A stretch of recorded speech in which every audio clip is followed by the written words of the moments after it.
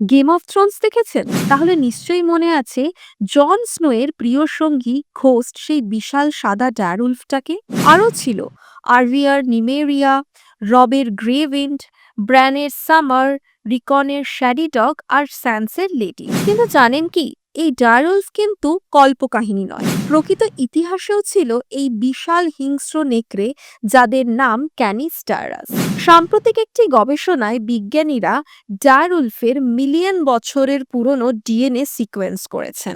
এই প্রযুক্তিকে বলা হচ্ছে অ্যানশিয়েন্ট ডিএনএ এক্সট্রাকশন আর ডি এক্সটিংশন টেকনোলজি। এই প্রযুক্তি ব্যবহার করে তারা এক্সটিংক্ট প্রজাতির ডিএনএ কে ক্লোনিং বা জিন এডিটিং এর মাধ্যমে আধুনিক প্রজাতির মধ্যে সংকর করতে পারছেন।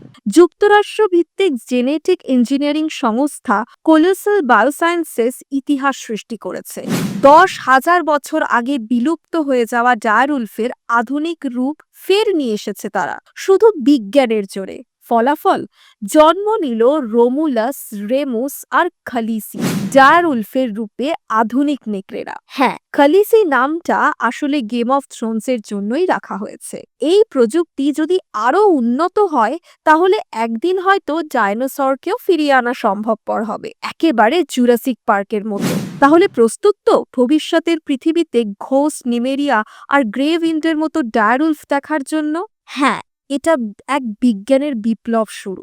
ডায়ারউলফের মতো কিংবদন্তি প্রাণী আবার পৃথিবীতে ফিরছে। এটা শুধু ইতিহাসকে ফিরিয়ে আনা নয়, এটা ভবিষ্যতের জন্য একটা নতুন আশা।